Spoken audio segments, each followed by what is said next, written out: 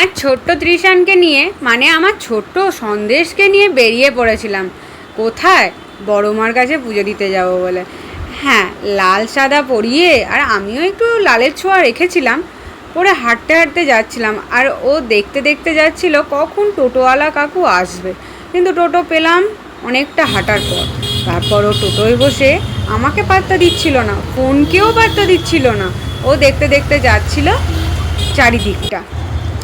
তারপর আবার একটা টোটো চেঞ্জ করে বড় মার কাছে যেতে হবে, যেখানে কিনা মা আর বাবা সব কিছুতে আগে ওখানেই যায়, যা কিছু হয় তাকেই আগে ডাকে।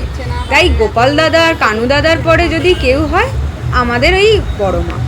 তাই পৌঁছেই যে প্রায় গেছি বড় মার মন্দিরে। ওই যে দেখা যাচ্ছে বড় মার মন্দির। আমি আর সন্দেশ টোটো করেই গেছিলাম, ওর বাবা পরে এসছিল কাজ করে।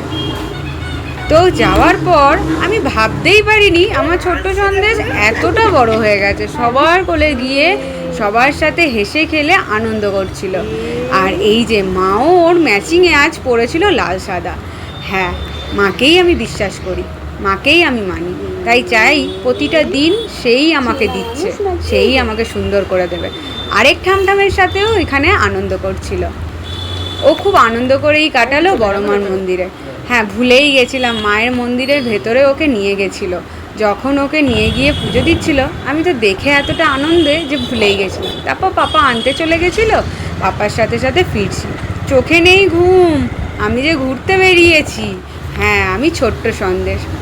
তারপর পাপা আর মাম্মা একটু ধোকলা খাচ্ছিল, তো পাপা একটুখানি মুখে দেওয়াতে আমার এত ভালো লেগেছিল যে পাপার থেকে আমি আবার হাত বাড়িয়ে চাইছিলাম, কিন্তু পাপার মনটা খারাপ হয়ে যাচ্ছিল, আমাকে সব দিতে পারছিল না বলে। একটু বড় হয়ে গেলে বলেছে আমাকে নিয়ে গিয়ে কিনা খাওয়াবে, কিন্তু তাও আমি অনেকটা খেয়েছি। দেখো তো, আমি একটুখানি বাইরেরও সব জিনিস টেস্ট করতে চাই, সব খেয়ে দিয়েই বড় হতে চাই। আমাকে সুস্থ থাকতে হবে, ভালো থাকতে হবে, অনেকটা বড় হতে হবে। বড় মা তো আছেই, আর তোমরাও তার সাথে আমার ছোট্ট অঙ্কের ছোট্ট সন্দেশকে আশীর্বাদ করো, যেন কোনো নজরে তার না খারাপ হয়, সে যেন খুব ভালো থাকে, সে যেন মায়ের বুকে এরকম জড়িয়ে ধরে থাকে আর খুব ভালো থাকে, খুব বড় হয়। তারপরে আমি এইটাকে ক্যাপচার করতে একদম ছাড়িনি, কারণ কি ছোট্ট সন্দেশ বড় হয়ে বলবে, মা আমার ছোট্টবেলাটা একদম তুমি মিস করোনি, পাপাকে কেমন ধরে আসতে হয় বাইকে করে, ও এখন থেকেই শিখে গেছে। তাই আমি ভুলিনি ওর এটাকে ক্যাপচারটাকে না করে। আর ছোট্ট সন্দেশকে লাইক কমেন্ট শেয়ার করতে তোমরা ভুলো না, কিন্তু ভুলে যদি যাও তাই আবার মনে করিয়ে দিলাম, ছোট্ট সন্দেশকে লাইক কমেন্ট শেয়ার করে আরও এগিয়ে দিও। ওর অনেক ভিডিও নিয়ে আসছি খুব তাড়াতাড়ি। ততদিন তোমরা সুস্থ থেকো, ভালো থেকো, আমাদের সাথে থেকো।